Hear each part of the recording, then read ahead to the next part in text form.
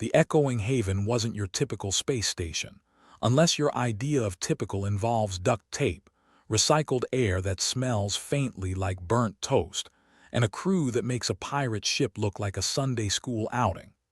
Perched precariously on the edge of the universe's least interesting black hole, it was a testament to human perseverance, or stubbornness, depending on how you looked at it.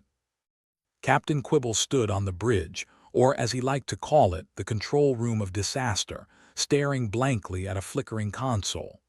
The fact that his ship was still in one piece was a miracle, a testament to either divine intervention or the universe's twisted sense of humor. His motto, "If it ain't broke, it will be soon," was scrawled above his seat in what looked suspiciously like ketchup. "Captain," barked First Mate Cragg, a burly man who had the social grace of a rabid space weasel. "The sensors are picking up some weird readings from the outer systems." Quibble rubbed his temples. "Oh good, more weirdness. Just what we needed. Is it the kind of weird that kills us instantly or the kind that drags it out?" "Hard to say," Cragg replied with a shrug. "Could be cosmic radiation. Could be space ghosts." "Space ghosts," Quibble repeated deadpan. "Because that's what we need, haunted space." The crew of Echoing Haven had seen its fair share of cosmic oddities, from black holes that belched out unexpected gravity waves to nebulae that looked suspiciously like ancient Earth celebrities. But this was new, even by their standards. "Maybe it's a rescue mission," Cragg suggested, his voice tinged with mock optimism. "Maybe some silly sods gotten themselves in a right mess and they're sending out a mayday." Quibble snorted. "With our luck, it's probably a sentient cloud of doom looking for a buddy." As if on cue, the station's ancient comm system crackled to life, spewing out static and a voice that sounded like it had been gargling gravel. "This is static of the fourth static. Assistance. Immediate static. Danger." The crew exchanged glances. "Immediate danger," Quibble said, clapping his hands together. "Right, that's what I like to hear. Keeps the blood pumping. Let's do the noble thing and make sure it's not something that'll eat our faces off." Engineer Snickers, a wiry woman with a penchant for sarcasm that rivaled Quibble's, piped up from her workstation. "You know, it's days like this I regret not becoming a florist." "Floral arrangements don't get you this kind of excitement," Quibble pointed out, with a wry grin. "Or this level of existential dread." The lights flickered for a moment, echoing the ominous feeling that had settled over the bridge. It was like the universe was keeping its finger on the light switch, ready to plunge them into chaos at any moment. "All right," Quibble said, returning to his captainly duties, which mostly involved looking serious and pretending he knew what he was doing. "Cragg, bring us closer to the anomaly, but keep our exit routes open. Snickers, keep the engines warm and ready to bolt." "Aye, Captain," Snickers replied, her fingers dancing over the control panel like an overcaffeinated pianist. Engines primed for get the hell out ta here mode. As they approached the anomaly, the station's sensors went into overdrive. The readings were off the charts, suggesting that whatever was out there wasn't just the usual cosmic fluff. "Looks like it's consuming nearby systems," Cragg said, pointing at the holographic display. "Turning stars into nothing." "The universe's version of a juice cleanse," Snickers quipped. "Only, fatal," Quibble sighed.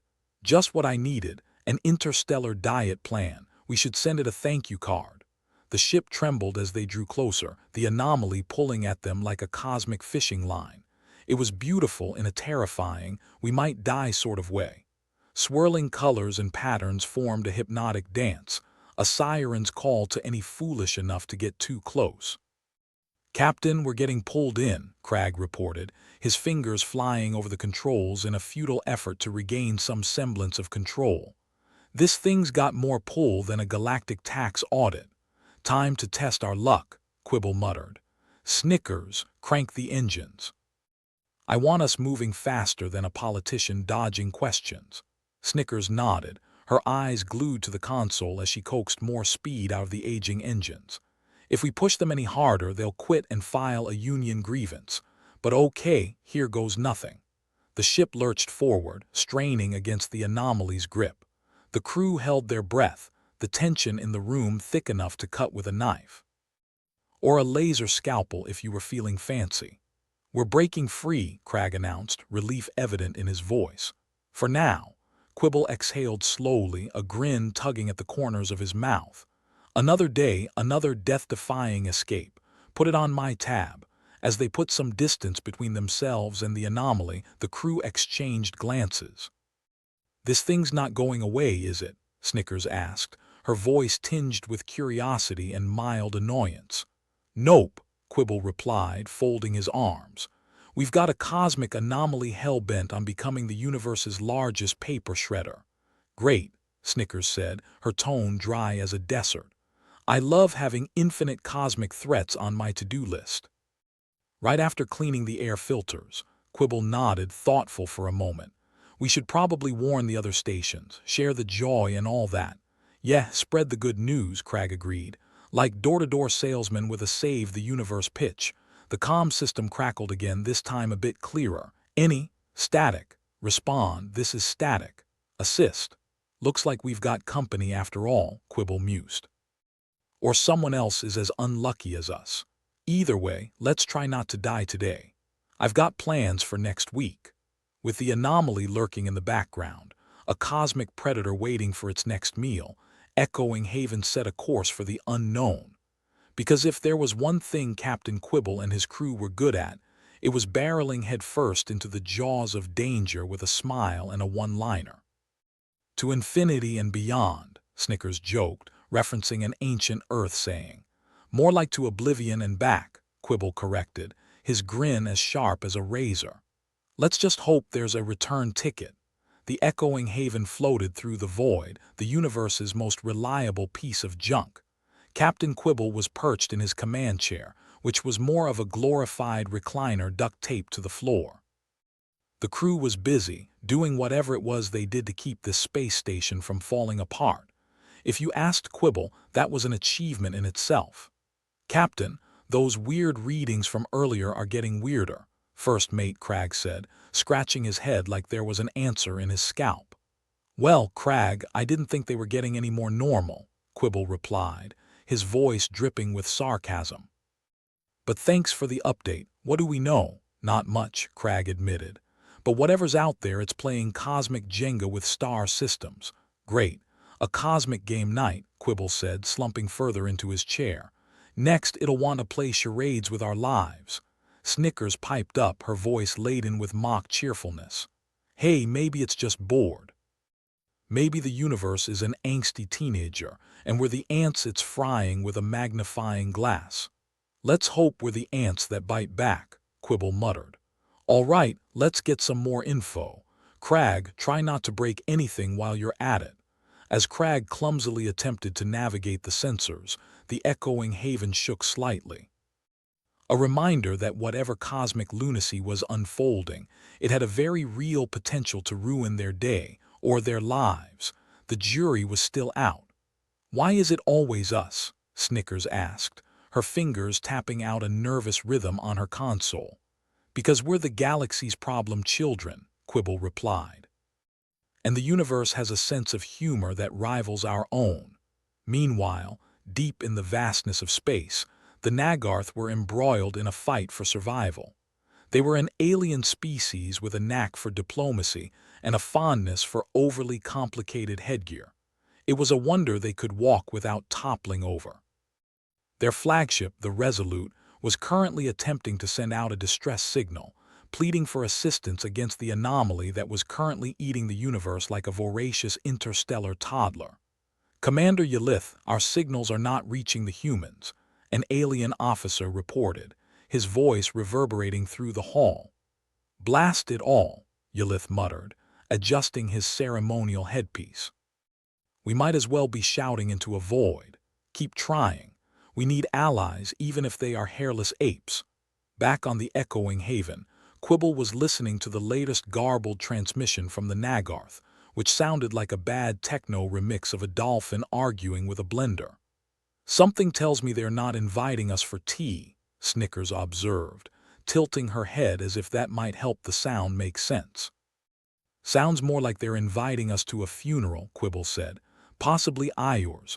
Crag, any chance we can unscramble this nonsense? Crag shrugged. We can try, but the comm system's so old it qualifies for the intergalactic pension.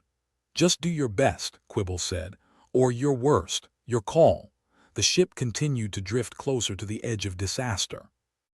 The anomaly was like a cosmic vacuum cleaner, intent on sucking up everything in its path: stars, planets, and the occasional unlucky spaceship.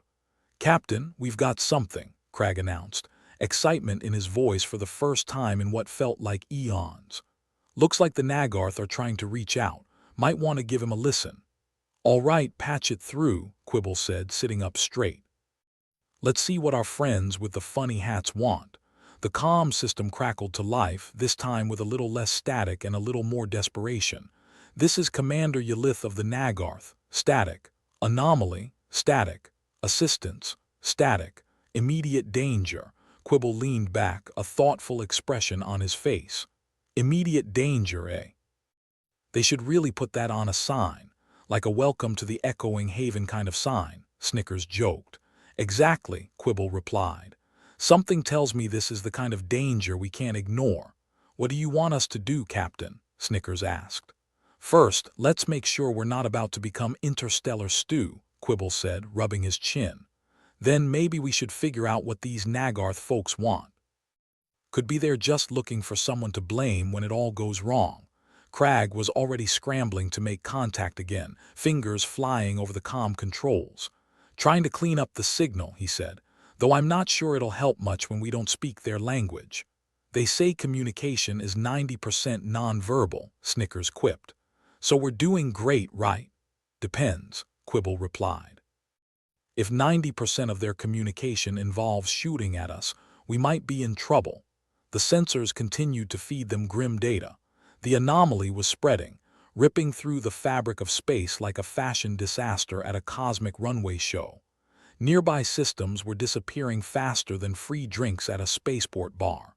"Captain, I've cleaned up the signal as much as I can," Crag reported. "But it's still a mess." "Good work, Crag," Quibble said.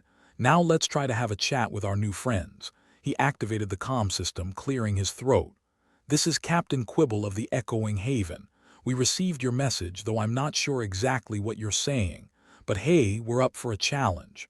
There was a pause, filled with the sound of cosmic static and the occasional chirp of the ship systems. Then finally a response. "Captain Quibble, static. Anomaly, static. Destruction, static. Help required," Quibble sighed. "Well, that clears it up." "Want me to start writing our wills, Captain?" Snickers asked deadpan. "Not just yet," Quibble replied.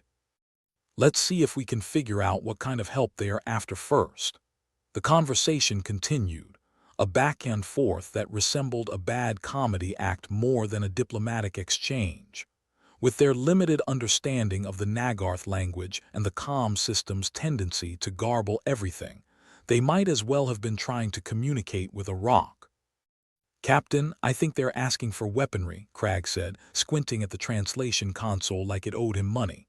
"Ah yes, because we're a floating armory," Quibble replied with a snort. "I'm sure we've got a spare doomsday device lying around somewhere." Snickers rolled her eyes. "Right next to the aisle marked Cosmic Solutions to All Your Problems." "Seriously, though," Quibble said, rubbing the bridge of his nose. "We need more info. Can we get visuals on this anomaly? I want to see what we're dealing with." Crag nodded, bringing up a visual on the main screen. The image that appeared was unsettling. The anomaly was a swirling mass of darkness, surrounded by tendrils of energy that lashed out like a petulant child having a tantrum. "Well, that's not terrifying at all," Snickers said, crossing her arms. "Looks like the universe's worst abstract painting," Quibble commented. "And we're caught in the middle of it." "What do we do, Captain?" Crag asked, looking to Quibble for guidance. Quibble considered their options, which ranged from bad to worse and everything in between.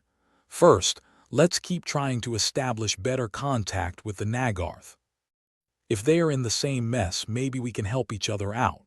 And if they are not," Snickers asked. "Then we run," Quibble said with a crooked smile. "Fast. As the crew continued their attempts to understand the Nagarth's pleas, the anomaly loomed ever closer, its presence a constant reminder of the fragile nature of existence in this corner of the universe. "Captain, I've got something," Cragg said suddenly. "Looks like another signal's coming through, this one a bit clearer." Quibble raised an eyebrow. "Let's hear it." The comm system crackled again, this time with a voice that was almost intelligible. "This is static. Immediate assistance needed. Static. Anomaly is static. Consume all." Quibble took a moment to digest the message. "Well, that sounds serious." "Serious enough to make a grown man cry," Snickers said. "Assuming he can tear himself away from his console long enough." "All right, people," Quibble said, standing up and cracking his knuckles. "Let's do what we do best. Get in over our heads and hope we don't drown."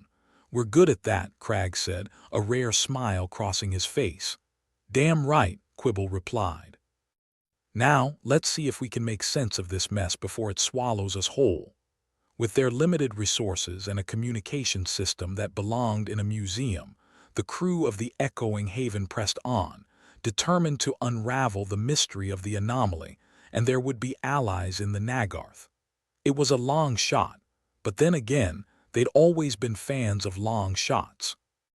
After all, ordinary was boring, and boredom was one thing they couldn't afford, not with the universe's biggest vacuum cleaner on their tail.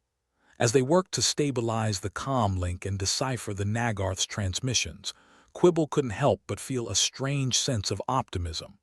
Maybe, just maybe, they had a shot at making it through this mess alive. Or at the very least, delaying the inevitable long enough to make it interesting. Because if there was one thing Captain Quibble knew, it was that the universe had a sense of humor. And today, for better or worse, they were the punchline. Captain Quibble slouched in his chair like a man who knew he was sitting at the universe's least exciting poker table. He flicked his gaze over the controls and wondered if they'd ever look less like a scrapyard's fever dream. But then again, he mused, it wasn't the beauty of the echoing haven that kept him here. It was the thrill of flirting with cosmic disaster and coming out only slightly charred. "Captain," Cragg said, snapping him out of his reverie, "we've got another glitch." "Define glitch," Quibble replied lazily. "Because if it's the usual I'm about to explode glitch, you might want to be more specific." Cragg frowned, tapping at the control panel as if it might respond better to intimidation. "The anomaly's messing with our systems. Sensors are throwing up ghost signals like they are auditioning for a horror show." "Great," Quibble muttered. "Just what we needed, a haunted space station." Snickers ambled over, her steps as casual as her attitude. "You know, if we survive this, I'm thinking of writing a memoir. How to Die in Space. A comprehensive guide. Think it'll sell." "If we're still alive to sell it, then sure," Quibble replied. "At least we know it'll have a killer ending." Cragg let out a sigh that sounded like it was dragged up from the soles of his feet. "We're picking up phantom readings from every direction. It's like the universe is playing hide and seek, and we're it." "I thought you loved a challenge," Cragg, Snickers teased, nudging his shoulder. "Besides, what's life without a little chaos?" "Less deadly," Cragg shot back, though his lips twitched upwards. Quibble tapped his fingers against the armrest, thinking.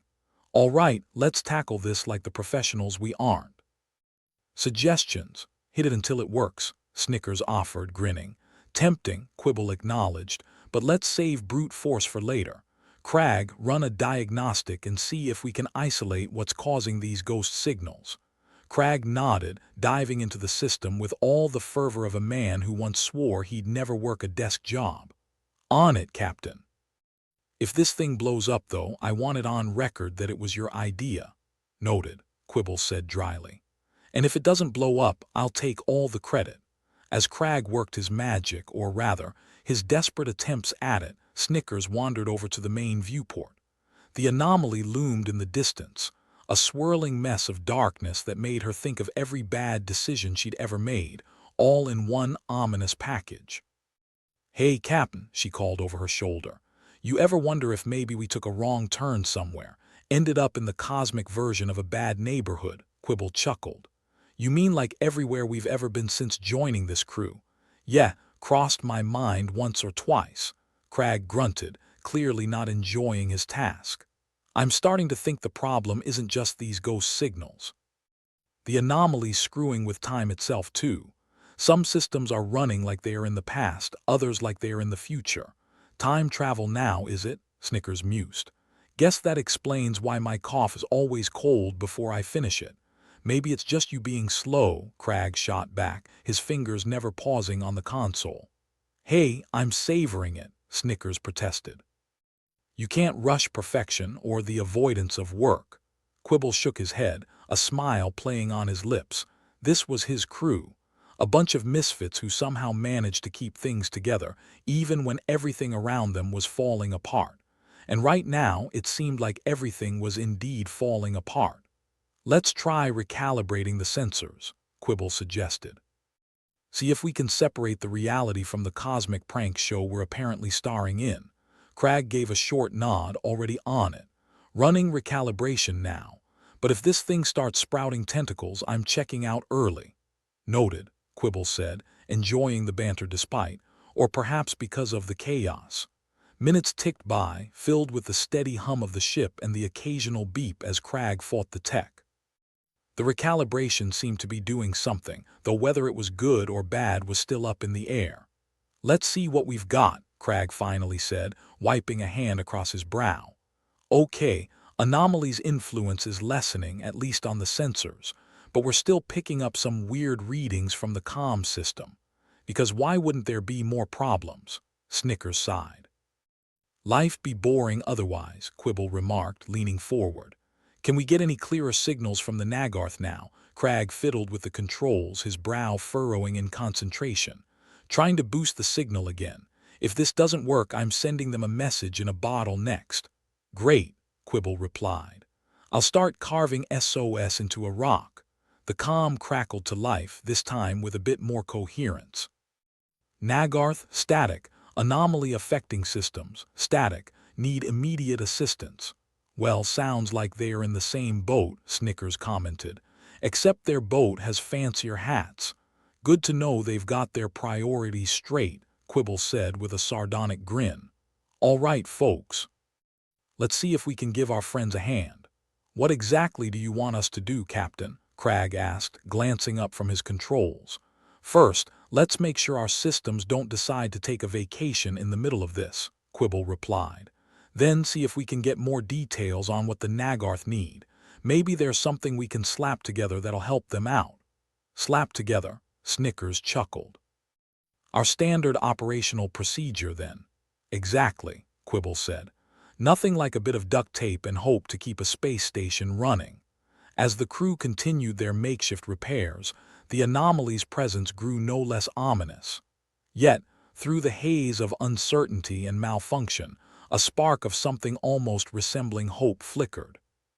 They were scrappy, this crew, resourceful, irreverent, and not above making things up as they went along. If anyone could navigate this mess, it was them. Crag was hunched over the console, muttering under his breath as he tweaked the settings. If this ship had a name, it'd be Murphy's Law, he grumbled. Anything that can go wrong will go wrong and probably has. But look on the bright side, Snickers said, leaning over his shoulder. If we make it through this, we'll have one hell of a story to tell. Assuming there's anyone left to tell it to, Crag replied, but his lips twitched upward. Quibble glanced around at his crew, feeling an odd mixture of pride and trepidation. They were a ragtag bunch, but they were his ragtag bunch. And together, they might just pull this off, or at least go down trying, which, conveniently, was their specialty. All right, team, he said, clapping his hands together with mock enthusiasm. Let's see if we can't save the universe, or at least our little corner of it. If the Nagarth need our help, we'll give it. And if it means we get to stick it to this anomaly, even better. As the crew set to work, a sense of determination settled over the echoing haven. They were in over their heads, sure, but then again, they'd always been fans of deep water. And when it came to swimming, they'd learned to do it with style, or at least with enough flailing to make it look like style. Captain, Crag called, looking up from his console. Systems are stabilizing, and I think we've got a clear line to the Nagarth now. Finally, some good news, Quibble said, feeling a flicker of relief. "Patch me through," Crag nodded, flipping a switch with a flourish.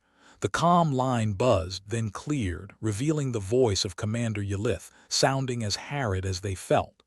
"Captain Quibble, this is Commander Yelith." The Nagarth's voice came through, clearer than ever before. "We are in dire need of assistance. The anomaly is affecting all our systems, and we fear we cannot withstand its effects much longer." Quibble leaned forward, adopting his best concerned but not panicking voice. "Commander Yelith, good to finally speak with you. We're experiencing similar issues on our end, but we're willing to help if we can. Do you have any specifics about what you need?" There was a pause, filled with the hum of the ship and the weight of the universe pressing in on them. Then Yelith spoke again, sounding almost relieved. "Our navigation systems are failing and our defenses are down. If you can assist in either of these areas, it would be greatly appreciated." "Leave it to us," Quibble said, shooting a look at his crew. They nodded back, ready for whatever harebrained scheme would come next. "We'll do our best to patch things up from here. Just hold tight." The comm line went silent and Quibble leaned back, letting out a breath he hadn't realized he'd been holding. "All right, folks, let's see what we can do for our friends in tall hats. Patch up a Nagarth ship from here?" Snickers asked, raising an eyebrow. "No problem. I'll just get my magic wand." "Please do," Quibble said, grinning. "And while you're at it, see if you can conjure us some more coffee." The crew set to work with a renewed sense of purpose. They were in the thick of it now, and while they might be short on resources and luck, they were never short on determination or sarcasm, and sometimes that was enough to get the job done. As Crag continued his adjustments, Snickers and Quibble huddled over a makeshift map of the systems, plotting their next move. It was a patchwork plan at best, but then again, so was everything else on the echoing haven. And if they could manage to buy themselves and the Nagarth a little more time, it would be worth it. "All right," Quibble said, surveying the tangled mess of wires and hope before them. "Let's make this work.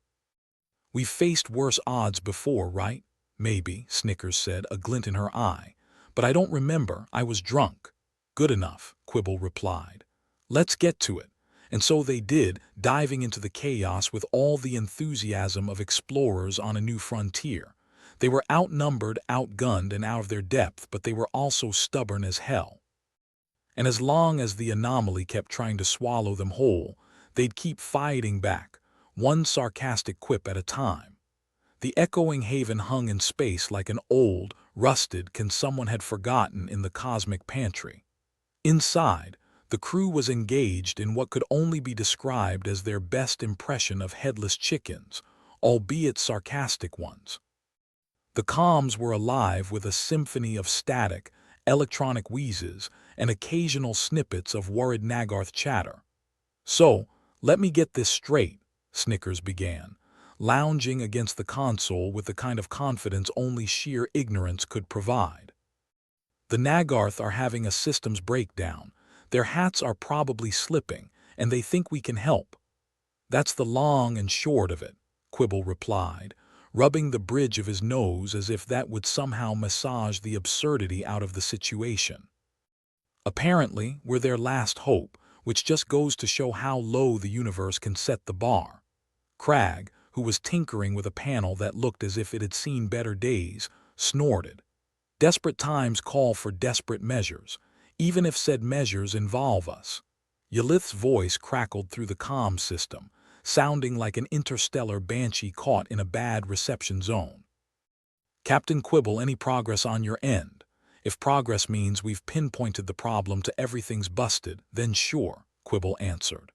"But we're remarkably good at making the impossible happen, or at least making it look like we did." There was a pause on the line, the cosmic equivalent of Yelith scratching their head in confusion, or maybe adjusting their elaborate headgear.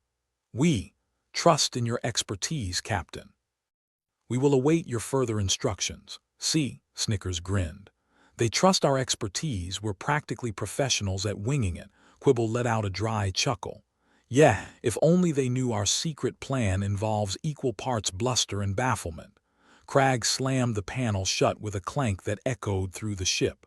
"Well, whatever the plan is, it better come together quick." Otherwise, we'll be floating debris waiting for a rescue that isn't coming. Optimism, Crag. It's what keeps us sane, Snickers teased, lazily tossing a wrench back into its tool bag. The crew assembled in the Haven's cramped bridge, a room entirely too small for egos that large. The flickering lights gave everything a slightly haunted look, which fit their current situation like a glove. A haunted, slightly used glove. "All right, ladies and gentlemen," Quibble began with a mock salute. "We've got a Nagarth ship in distress, an anomaly making all our lives difficult and a reputation for pulling miracles out of thin air. What's our first move?" Snickers scratched her chin thoughtfully. "We could always try that trick from last year, the one where we hit things until they start working." Crag groaned.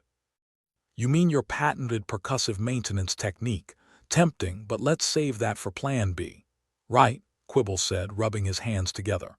"Plan A, we attempt to boost their navigation signal using our own system. If it fails, we can always blame it on the anomaly." "And if it succeeds?" Snickers asked, already looking for the manual override. "Then we take full credit and maybe get an invite to their next diplomatic ball. I hear they have fantastic hors d'oeuvres." The crew set to work, each member playing their part in what felt like a cosmic comedy of errors. Wires were rerouted, panels opened, closed, and opened again, all while the ship seemed to groan in protest. But the crew was nothing if not persistent, or stubborn, depending on who you asked. Crag hunched over his console like a man deep in a love-hate relationship with technology. "Patching into their systems now. Let's see if we can't turn their SOS into an LOL. Why do I feel like if we pull this off, it'll be more like an OMG?" Snickers quipped, her fingers flying over the keyboard with practiced ease. "Because you've been hanging around me too long," Quibble replied, watching the data stream across the screens in dizzying patterns. "All right, let's boost that signal and pray to whatever space gods are listening." The hum of the echoing Haven intensified, vibrating through the deck plates as if the ship were shaking off a bad hangover. Lights flickered. Alarms blared briefly before being silenced with a well-placed smack, and then, "Commander Yelith," Quibble called into the comm, "we're attempting to boost your navigation signal. Stand by for possible surprises." "Standing by," came the response, tinged with that peculiar blend of hope and panic only the truly desperate could muster. Minutes crept by, each one tainted with the kind of tension that only comes when you're performing open-heart surgery with a butter knife. Then finally the system beeped, an ominous, raucous sound that suggested either victory or calamity. "We've got a lock," Crag announced triumphantly. "Their system should be seeing an improvement about now." The comm crackled to life once more. "Captain Quibble, our navigation systems are responding. Your assistance is most unexpected but welcome." "Unexpected, eh?" Snickers muttered. "They say it like it's a bad thing." Quibble grinned, leaning back in his chair with a sense of satisfaction that was far too rare these days. Just another day saving the galaxy, one improbable solution at a time. But the victory was short-lived. The ship shuddered violently, the lights flickering in a manner distressingly reminiscent of a strobe light in a cheap nightclub. Captain," Snickers' gaze was locked on her screen where new data scrolled with alarming speed. "We've got another problem." "Of course we do," Quibble sighed. "Lay it on me." "The anomaly is reacting to our signal boost. It's doing something weird." Weird, in space terms, was never a good sign. It usually meant things like imploding suns or spontaneous black hole formation. But they had come this far, and turning back now would be like getting a bad haircut and then shaving your head to fix it. "Define weird." Snickers, Quibble pressed, his fingers drumming a nervous tattoo on the armrest. "Our systems are picking up feedback loops," she explained, squinting at the data.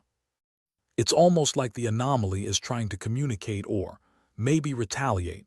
Communication, retaliation. Same difference in this part of the galaxy," Crag said, his tone dry enough to start fires. Quibble slapped his hands together. "All right, Plan B time." Crag snickers. "Let's see if we can stabilize our systems and buy us some breathing room." "And if we can't?" Crag asked, a half-smile tugging at his lips. Then I hope you like improvisational swimming, Quibble replied, pushing off his seat and heading for the controls. The echoing haven was once again a flurry of activity, each crew member a cog in a machine that was as likely to explode as it was to work. But they thrived on chaos, and if chaos was all the universe wanted to give them, they'd take it with a grin. Captain Quibble, the Nagarth are reporting increased stability, Crag announced a short while later, sounding far too surprised for anyone's comfort. Looks like they think we actually know what we're doing. Which is half the battle, Quibble said, his eyes scanning for the next potential disaster. He had a premonition it wouldn't be long in coming. As if on cue, Yelith's voice piped up, now clearer than ever. Captain, could we ask your advice on another issue? Our propulsion systems are facing inconsistencies. Quibble chuckled, shaking his head in disbelief. Of course they are. You know, Commander Yelith, I'm beginning to think your ship is as much of a mess as yours. We are learning from the best, Yelith replied, their voice tinged with a hint of humor or maybe exasperation. Hard to tell with the Nagarth. Snickers glanced at Quibble, raising an eyebrow. Are we really going to play interstellar repair crew for these guys? Should we start charging? Crag shrugged, already working on the next fix. Maybe, but for now, let's see if we can't keep both our ships in one piece. I've grown attached to this rust bucket. Sentimentality in space, Snickers quipped. The ultimate survival tool. The crew set to work once more, diving into the tangled mess of wires, circuits, and hope that was their ship. Every alarm, every flicker of the lights was a reminder of how precarious their situation was, but they had a knack for turning adversity into a punchline. As the minutes ticked by, the echoing haven held together, defying the odds and anything resembling logic. And through it all, the crew's humor burned bright, sarcastic, irreverent, and just a little bit insane. Captain, Crag called out, sounding almost cheerful, systems are stabilizing across the board. Our impromptu repairs seem to be holding.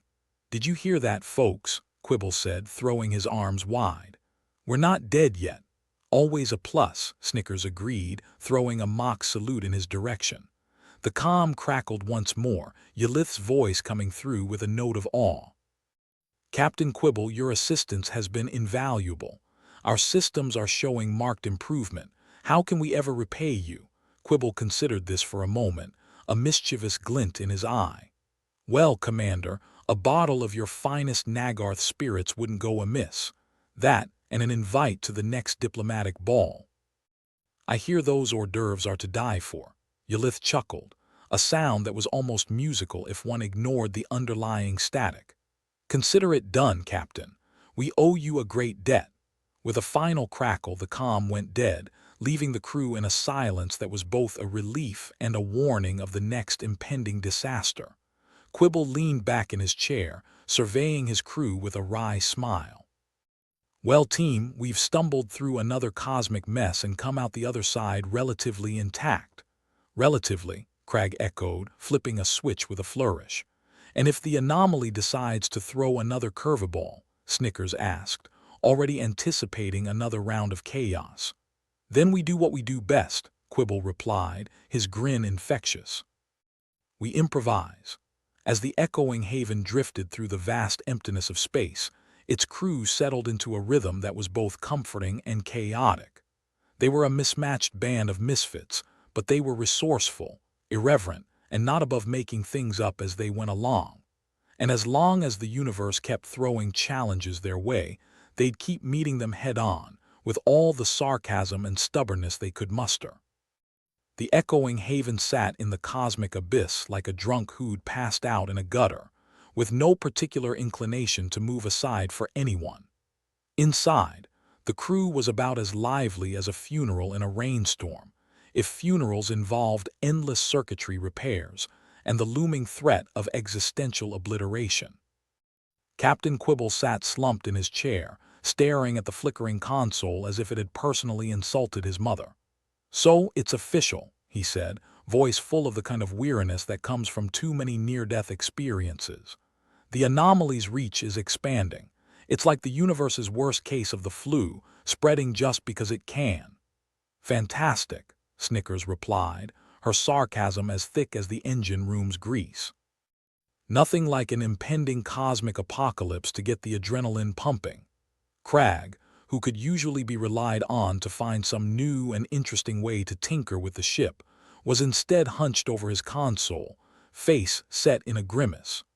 "The patchwork repairs are failing," he announced, as if they were hoping for a different outcome from their half-assed attempts. "The Nagarth systems are starting to fry." "Of course they are," Quibble muttered. "Because when it rains, it pours, and when it pours, we're the ones without an umbrella." The comm system crackled to life, Ylith's voice cutting through the static. "Captain Quibble, our systems are deteriorating at a rapid pace. We are preparing for evacuation measures." "What happened to all that optimism from earlier?" Quibble asked, though he knew the answer.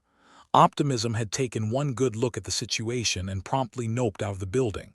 "Given the circumstances, it seemed prudent to remain realistic," Ylith replied, an edge of tension in their voice.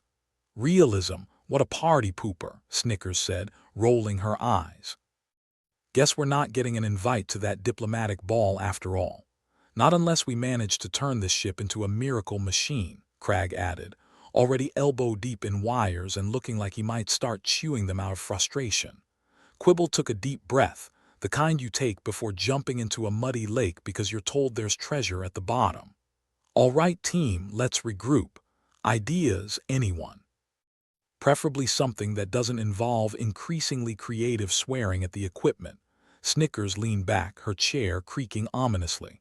"We could always sacrifice a control panel to the anomaly gods. Maybe they'll take it and leave us alone." "Tempting, but somehow I doubt our luck's that good," Cragg said, not looking up from his tinkering. "Besides," Quibble added, "we're fresh out of virginal control panels. They've all been sullied by our constant manhandling." As if to highlight the dire state of affairs, the ship shuddered violently, like a giant had given it a firm shake just to see who'd fall out. The lights flickered in a manner reminiscent of a disco ball at a party no one wanted to attend. "Captain, the anomaly's expansion is affecting our structural integrity," Cragg reported, his voice laced with the kind of dread usually reserved for tax audits and dentist visits. "Great!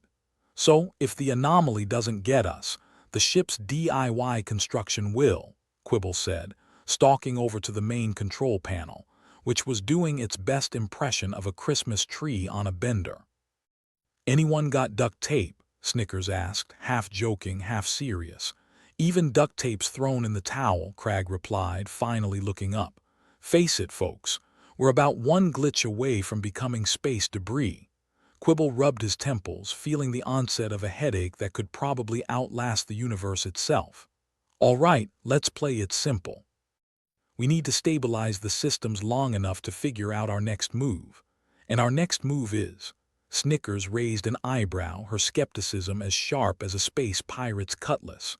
"Trying really hard not to die," Quibble said, more to himself than anyone else. "Cragg, what's the most volatile part of our system right now?" "The warp drives. They're about as stable as a politician's promises," Cragg replied, emphasizing the point by dramatically waving a handful of frayed wires. "The Nagarth reported similar issues," Snickers noted. "Maybe we can overload our drives to create a temporary barrier against the anomaly's expansion." Quibble looked at her, intrigued. "A controlled explosion, that's old school. High risk, high reward. You miss 100% of the shots you don't take," Snickers quipped, her grin a blend of insanity and defiance.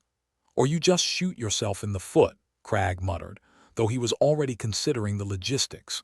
Quibble nodded, feeling the familiar rush of adrenaline. It was the kind of stupidly reckless idea that felt right at home in their catalog of previous escapades. "All right, let's do it. Cragg, pull up the warp schematics. Snickers, prep our systems for the biggest fireworks show this side of the galaxy." "On it, Captain," they both said, falling into a rhythm that was part teamwork, part miracle. As they worked, the echoing haven hummed with frenetic energy. Alarms blared like over-enthusiastic party horns. Wires sparked with the violent enthusiasm of a toddler on a sugar high, and the comm system continued to cough out static like an old chain smoker. "Ylith," Quibble called into the comm, "prepare for a little cosmic pyrotechnic display. We're going to attempt to stabilize the anomaly using our warp drives." "Understood, Captain," Ylith replied, their voice now tinged with something that sounded suspiciously like respect, or maybe just resignation. "Good. And if we fail, remember us as those crazy bastards who thought they could outwit a black hole," Quibble said, feeling the weight of the moment settle over him like a particularly dense fog. With everything in place, Quibble glanced at his crew. The ragtag bunch of misfits who'd somehow become more than just colleagues. They were his friends, his family, and the only ones mad enough to follow him into the mouth of madness.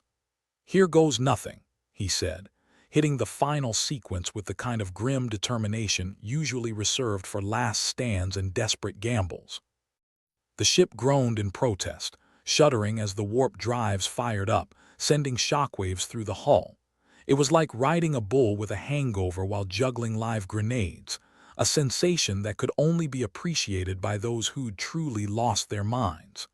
"Steady, steady," Cragg muttered, eyes glued to the screens, fingers dancing over controls as the ship bucked and kicked. Time slowed, each heartbeat echoing in Quibble's ears like a war drum. He could feel the tension in the air, thicker than a Nagarth diplomatic treaty, and just as likely to explode at any moment. And then it happened.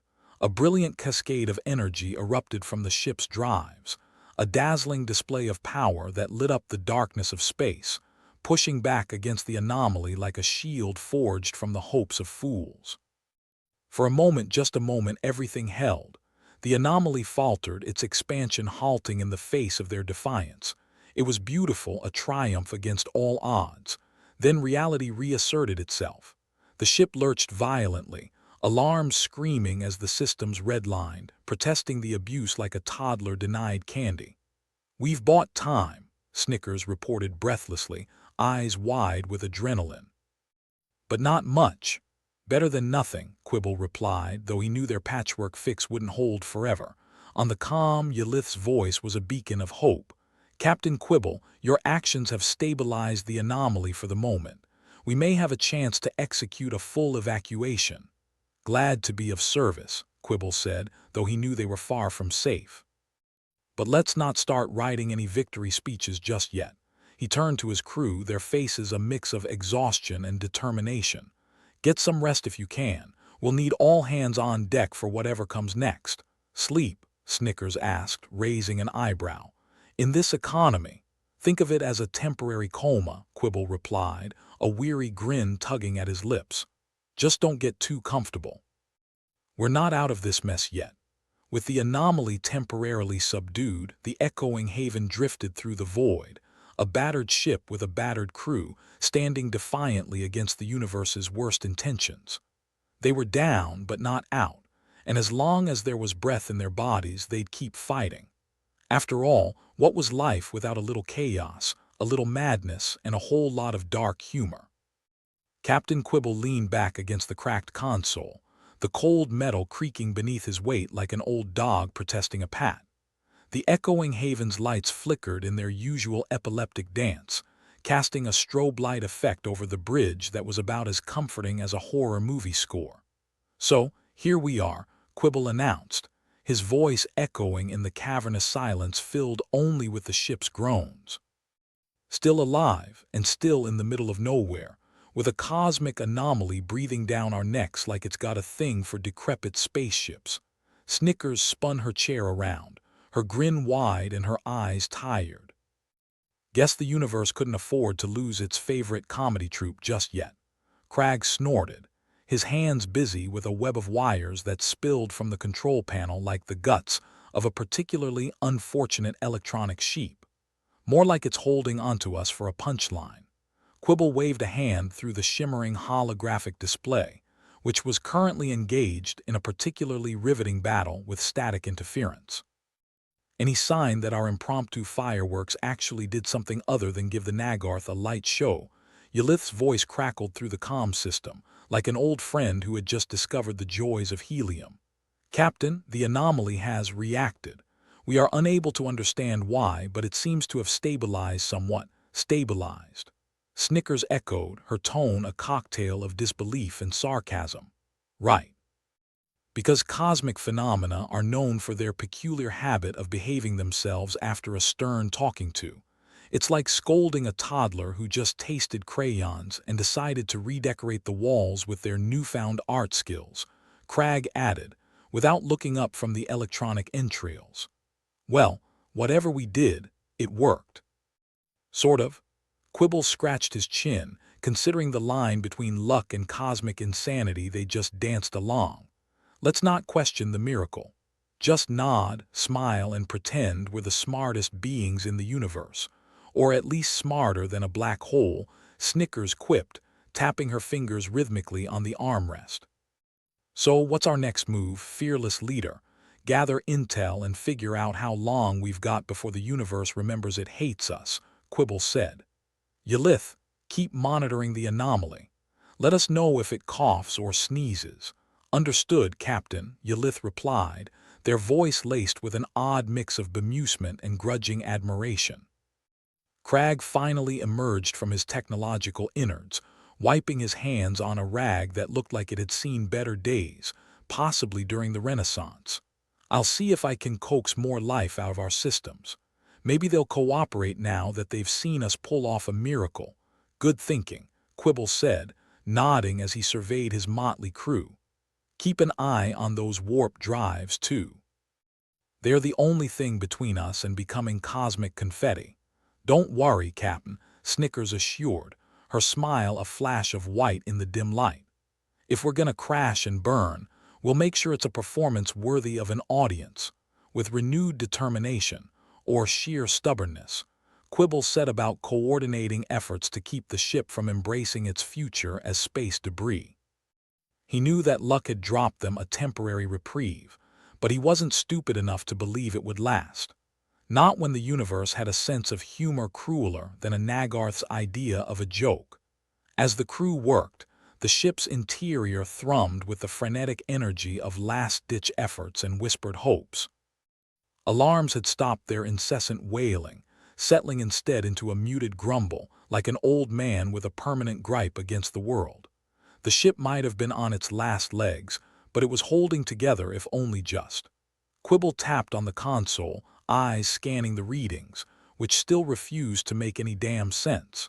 Numbers danced and flickered, teasing sanity like a cat batting a mouse. Ghost signals continued to haunt the sensors, whispering promises of doom and chaos. Hey, Snickers, Quibble called, not looking away from the data. How are the backup systems looking? Snickers squinted at her own console, which looked like it had been through several wars and a particularly nasty divorce. They're hanging in there, like a drunk at a wedding reception. Not gonna impress anyone, but they're functional. Good enough for me, Quibble replied. Cragg, any luck with getting the warp drives to stop acting like they are auditioning for a Michael Bay movie? Cragg grunted, his attention divided between the console and a piece of equipment that seemed to be smoking ominously. I've got them stable, but I wouldn't bet on them taking us to the edge of the galaxy. More like a couple of blocks down the street. Better than nothing, Quibble said, determined to keep morale from plummeting faster than a lead balloon in zero gravity. We don't need a marathon, just a sprint to the next semblance of safety. Assuming there is one, Snickers noted, her tone acid but not unkind. What's the plan if this anomaly decides it's had enough of playing nice? Pray to whatever cosmic entities might be listening and hope they are in a generous mood, Quibble said. And if that fails, well, we improvise. Like we always do. Improvisation is our specialty, Snickers agreed, her smile wry. We're like jazz musicians, but with more risk of death by black hole. As they continued their makeshift repairs, the anomaly loomed outside, an ever-present reminder of the universe's indifference. Yet, strangely enough, it seemed to have settled, as though it too was curious about the tiny specks of life that had dared to challenge it. Ylith, Quibble said, turning back to the comm, any updates from our diplomatic friends? They got any bright ideas on how to get us out of this pickle? The Nagarth are in consultation, Ylith replied. They're attempting to communicate with the anomaly using advanced signal modulation. Advanced signal modulation, Snickers echoed, rolling her eyes. Sounds like a fancy way of saying they're waving their arms and hoping something sticks. Hey, if it works, I'm all for it, Quibble said. As long as it doesn't blow us to kingdom come. Time passed in a haze of activity and anticipation. The crew worked tirelessly, their movements a symphony of desperation and determination. Screens flickered, lights blinked, and the hum of machinery provided a steady soundtrack to their efforts. Captain, Ylith's voice crackled through the calm once more. The Nagarth report that the anomaly's behavior is changing. They believe your actions may have introduced a stabilizing factor. Funny, Quibble mused, we were just trying not to explode. Didn't know we were amateur cosmologists. Accidental genius is still genius, Snickers pointed out, her grin returning. Even if it's the sort that involves not dying in particularly creative ways. Captain, Cragg interjected, his expression one of cautious optimism. The warp drives are holding steady. We might be able to use them to maneuver out of here before the anomaly changes its mind. Good work, Cragg, Quibble said, feeling a flicker of hope. All right, people, let's figure out a way to get some distance between us and this cosmic nightmare. The crew rallied, pooling their collective ingenuity to devise a plan that was equal parts daring and foolhardy. It was the kind of idea that could only be born in the crucible of desperation, a last-ditch effort to claw back some semblance of control over their fate. Ylith, we may need to coordinate with the Nagarth if we're going to pull this off, Quibble instructed. See if they can provide any additional support. I will relay your request, Captain, Ylith responded, their voice steady amidst the chaos. Time was running out, but for once, it felt like the universe was granting them a reprieve, a chance to escape the jaws of oblivion. The anomaly's presence was still a looming threat, but for now, it was a threat held at bay by the sheer audacity of a crew that refused to go quietly. All right, Quibble said, gathering his crew around for what might be their final briefing. Here's the plan. We're going to use what's left of our warp capacity to jump just outside the anomaly's effective range. If we're lucky, we'll be able to hitch a ride on the Nagarth signal modulation. Luck, Snickers said, shaking her head. Always a dicey proposition, true, Quibble agreed. But we've come this far on a wing and a prayer. Might as well see it through. As the echoing haven prepared for its escape attempt, the crew steeled themselves for the challenges ahead. They were battered, weary, and far from home, but they were alive, and as long as they drew breath, they would fight for every second of existence. Ready? Quibble asked, his gaze sweeping over his crew, the family he'd found among the stars.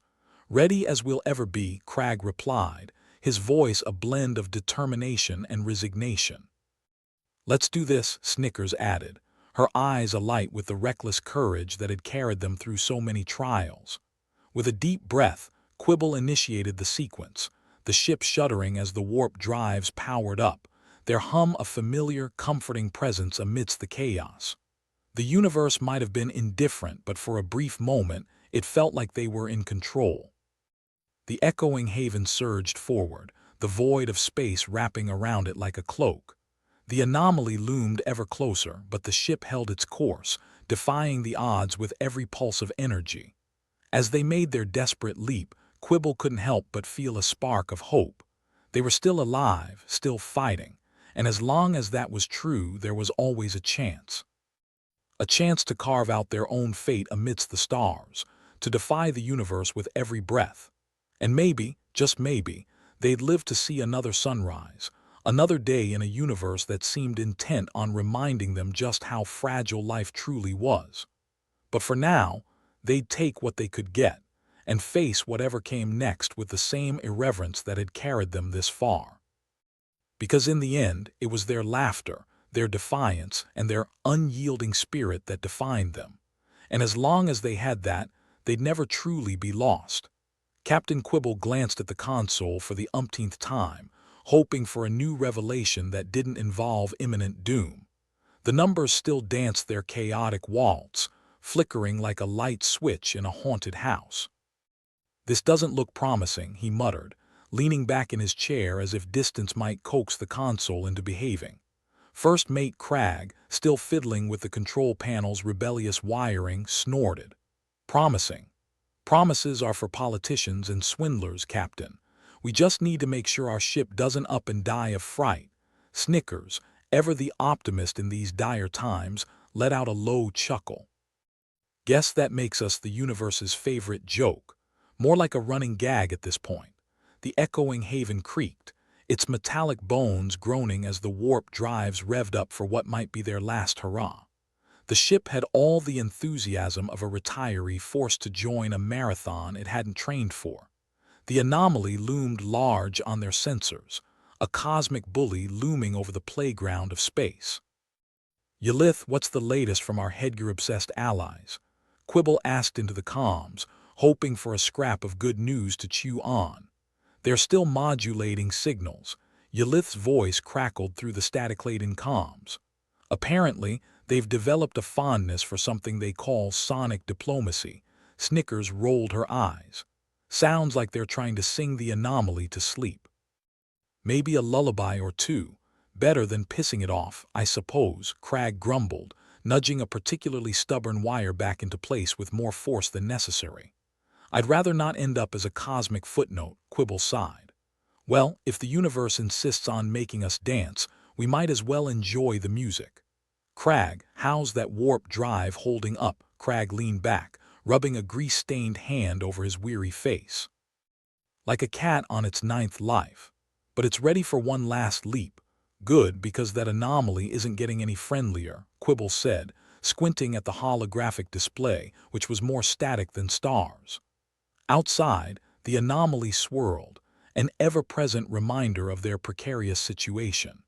It was as if the universe had taken a giant black marker and scribbled "screw you" across the fabric of space. But the echoing haven and its ragtag crew had faced worse odds. Probably, hopefully. Quibble turned back to his crew, letting out a breath he wasn't aware he'd been holding. "All right, folks. Let's show this universe what we're made of. Yelith, do we have coordination from the Nagarth?" "The Nagarth are prepared to synchronize their modulation with our warp burst," Yelith confirmed. "Great. So we're relying on alien techno-magic and human stubbornness. A winning combination, I'm sure," Quibble said, injecting what he hoped was humor into his voice. "Sounds like a recipe for disaster," Snickers chimed in, flashing a mischievous grin. "But it's the kind of disaster I can get behind. Let's hope it's not the kind that ends with us scattered across a few light years," Cragg added, his hands moving deftly over the control panel like a conductor of a very dangerous orchestra. "All systems ready?" Quibble asked, glancing at the motley crew assembled around him. They were tired, battered, and looked like they'd been through a blender set to chaos. But they were his crew, and he wouldn't trade them for any other. "Ready," Snickers replied, her eyes twinkling with defiance. "Ready as ever," Cragg said, his voice steady despite the chaos around them. "Let's get on with it then," Quibble said, taking a deep breath. "Initiate warp jump on my mark." The ship hummed with a tense anticipation, like a coiled spring ready to snap. The warp drives thrummed, their power building up to a crescendo. The anomaly loomed large, a cosmic predator eyeing its prey. 3, 2, 1 mark. Quibble barked, slamming his hand down on the console. The echoing haven lurched forward, the warp drives roaring to life like a slumbering beast awakened. The ship shuddered, every rivet and bolt straining against the forces at play.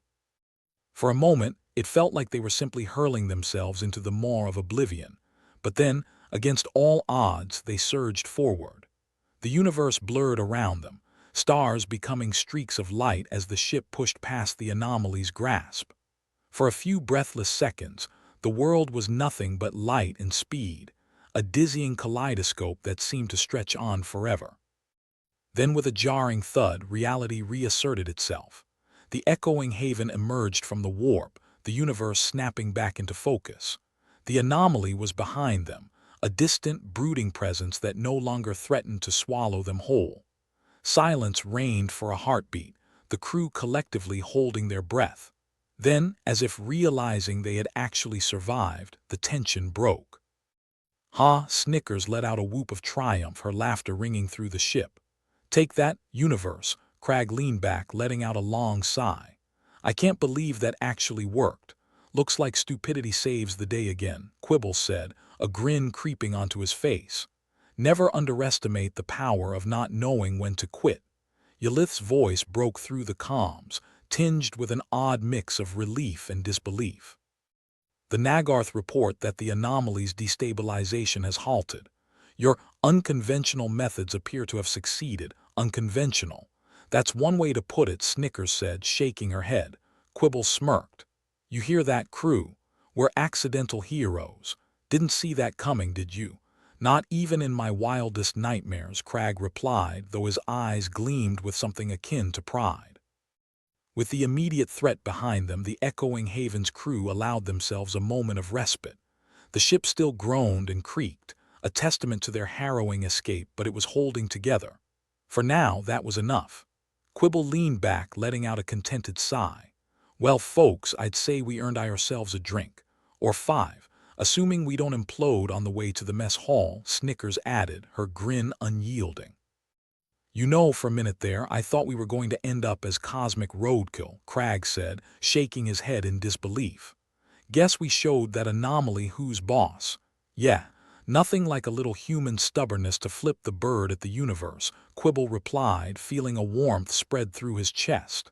They'd done it. They'd actually done it. And as the echoing Haven drifted through the quiet void of space, the crew settled back into the familiar rhythms of shipboard life. Repairs needed to be made, systems needed tending, and the captain's chair needed its permanent crease in the shape of Quibble's backside. But for now, they could breathe, knowing they'd survived another day in a universe that seemed intent on testing their limits. They'd defied the odds, laughed in the face of danger, and come out the other side mostly intact. As Quibble looked around at his crew, he knew they'd face whatever came next with the same irreverent spirit that had carried them through so many trials. Because that was what they did. They fought, they laughed, and they lived, no matter how many cosmic curveballs came their way. And as long as they had each other, they'd never be truly lost among the stars. The echoing Haven drifted lazily through the void, a battered ship with more personality than polish, carrying a crew that could be described in much the same way. Inside, things were settling back into what passed for normal. That is, if your definition of normal included patching up holes with duct tape and making tea from something that might once have been considered edible. Captain Quibble, still riding the high of their improbable survival, leaned against the comms console, the static-laden hum somehow comforting. It was like sitting next to a snoring dog you didn't particularly like but couldn't quite get rid of either. He tapped the console lightly as if encouraging it to behave. Yelith, any word from our headgear-obsessed friends? Yelith's voice came through, clearer than before but still tinged with the static that seemed to cling to the echoing Haven like a bad habit. The Nagarth have sent a message. They are impressed. A little confused but impressed, Quibble snorted. Guess it's not every day they see a ship of misfits and has-beens pull a win out of their collective backside. They're calling it an act of astounding bravery and resourcefulness, Yelith continued, a hint of amusement in his voice. Or at least that's the closest translation. Nagarth languages aren't exactly known for their brevity. Resourcefulness, huh? Is that what they call blind luck these days? Snickers piped up from her seat, her legs swung over the armrest as if she owned the place. Call it what you will, Quibble replied, grinning. We've got ourselves a bit of breathing room and I'm not about to question it. Crag, finally having bullied the control panel's wiring into submission, glanced up. You know, it's not every day you become a hero by accident. Maybe we should charge for this kind of service. That's the spirit, Quibble said, giving Crag a mock salute. Just don't expect any medals. Or a pay raise. Wouldn't dare, Crag replied, a ghost of a smile playing on his lips. The Nagarth, for all their diplomatic flair and fondness for helmets that looked like they might receive satellite TV, were genuinely appreciative. They'd even sent over a virtual medal, though nobody could figure out if it was meant to be worn or eaten. But hey, it was the thought that counted, and a virtual medal was a lot lighter than the real thing. Easier to polish, too. With the immediate threat of becoming cosmic debris behind them, the Echoing Haven's crew got back to the important business of keeping the ship from falling apart. Again. Quibble wandered into the engine room, where the hum of machinery was loud enough to drown out the universe's indifferent laughter. The engine room was a symphony of clanking metal and whirring parts, a cacophony that somehow kept the ship moving forward. It was a miracle of engineering, if you squinted hard enough and ignored the occasional sparks. The warp drives were cooling down, steam rising like a ghostly presence from the heat exchangers. Crag was in his element here, a grease-stained maestro conducting a symphony of chaos. He wiped a smear of oil off his forehead, looking like he just crawled out of a particularly unpleasant birth canal. We should probably take a closer look at these drives, Captain. Just in case we need to hurl ourselves into another anomaly, Quibble chuckled. You know, I've had just about enough of anomalies for the week. Maybe we can find a nice, quiet star to orbit for a while. Snickers wandered in, munching on a protein bar that was only marginally softer than the hull plating. Quiet. Isn't that what got us into this mess in the first place? You've got a point, Quibble admitted. But hey, at least we're still in one piece. More or less. The comms crackled to life again, Yelith's voice barely audible over the background noise of the ship. Captain, the Nagarth have extended an invitation to visit their homeworld. Apparently they want to study our techniques. Crag echoed, raising an eyebrow. You mean our unique blend of panic and improvisation? More or less, Yelith replied, a smile in his voice. Sounds like a trap, Snickers said, folding her arms. Next thing you know, they'll have us in a lab poking us with sticks and trying to figure out how we survived. Probably, Quibble agreed. But it's not every day you get invited to dinner by aliens. Could be fun or catastrophic. Is there a difference? Crag asked dryly. Quibble chuckled. Not really, but we could use a change of scenery. Get the crew to stop thinking about how close we came to becoming stardust. The Echoing Haven's crew set about preparing for their unexpected diplomatic mission, with all the enthusiasm of a cat being coaxed into a bathtub. Because if there was one thing they'd learned from their time in the cosmos, it was that nothing ever went according to plan. But that was okay. Plans were for people who expected things to work out, and the Echoing Haven was nothing if not adaptable. As the ship glided through the quiet expanse, Quibble took a moment to appreciate the view. The stars stretched out like a glittering blanket, indifferent to the trials and tribulations of one small ship and its ragtag crew. But that was the beauty of it. No matter how much the universe threw at them, they kept moving forward one jump at a time. Captain, Yelith said over the comms, interrupting Quibble's musings. We've received another message from the Nagarth. They're ready to receive us whenever we are. They've even organized a welcoming committee. A welcoming committee, Snickers said, raising an eyebrow. That sounds ominous. Probably just a bunch of diplomats in funny hats, Crag said, shrugging. The kind who get all misty-eyed about peace and understanding. Better than a firing squad, Quibble said, pushing himself off the console. All right, let's give these aliens a show. Who knows, maybe they'll have decent food or decent drinks, Snickers added hopefully. With the coordinates inputted into the navigational systems, the Echoing Haven adjusted course for the Nagarth homeworld. The journey was surprisingly smooth, the ship settling into its new trajectory with the grace of a seasoned traveler. As they approached the Nagarth's planet, the crew gathered on the observation deck to watch the approach. It was a sight to behold, a vibrant world surrounded by rings of glimmering ice, like a jewel nestled in the velvet of space. Looks nice, Crag commented, leaning on the railing. Let's just hope they don't decide to keep us, Quibble grinned. I doubt they could handle us. The Nagarth's welcoming committee was, as expected, resplendent in their ornate headgear, each helmet more elaborate than the last. But despite their intimidating appearance, the Nagarth were a gracious host. They led the Echoing Haven's crew through their ornate halls, each step echoing with the sound of diplomacy. Quibble did his best to look impressed, nodding in all the right places as they were shown countless statues, murals, and other expressions of Nagarth's storied history. It was all very cultural, diplomatic. Just the kind of thing to make a man long for the simple chaos of the Echoing Haven. Their official reception culminated in a grand feast, the kind of lavish affair that made even the most experienced diplomats blink in surprise. Tables groaned under the weight of delicacies, and while some of it was unrecognizable to the human eye, it all smelled delicious. "Now this," Snickers said, eyeing a particularly tempting dish, "is how you do diplomacy." Cragg nodded, helping himself to something that looked like a cross between a lobster and a pine cone. "Let's just hope it doesn't bite back." As the evening wore on, the crew found themselves swapping stories with their alien hosts, laughter bridging the gap between species. For a brief moment, the troubles of the universe seemed a little smaller, the stars a little brighter. Quibble, glass in hand, stood at the edge of the reception hall, taking it all in. His crew, his ship, his mad little corner of the cosmos.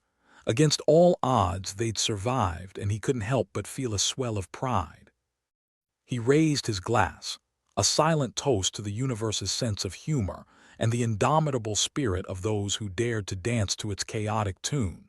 "Here's to us," he murmured, the words lost in the din of celebration. And as the Echoing Haven's crew laughed and feasted with their new allies, they knew that whatever challenges lay ahead, they'd face them with the same irreverent determination that had carried them this far. Because in the end, it wasn't just about surviving. It was about living, about fighting tooth and nail for every scrap of happiness the universe begrudgingly offered. And if that wasn't worth a drink or two, Quibble didn't know what was. In the quiet moments that followed, as the festivities wound down and the stars began their slow dance across the night sky, the crew of the Echoing Haven found comfort in the knowledge that they weren't alone. That somewhere out there, in the vast, uncaring expanse of space, there were others like them, searching for meaning, for connection, for a place to call home. And maybe, just maybe, they'd found a little piece of that here, on a world that had once been just a distant dream. As the Echoing Haven prepared to depart, the Nagarth waved them off with promises of future cooperation and shared adventures. Quibble grinned, tipping an imaginary hat to their hosts as the warp drive spun up once more. "Back to the stars, then," Cragg said, settling into his seat with a contented sigh. "Back to the chaos," Snickers corrected, her smile wide. Quibble chuckled, leaning back as the ship lurched forward into the great unknown. Wouldn't have it any other way. And as the Echoing Haven hurtled through space, leaving behind the echoes of laughter and the promise of new beginnings, Quibble couldn't help but feel an overwhelming sense of gratitude.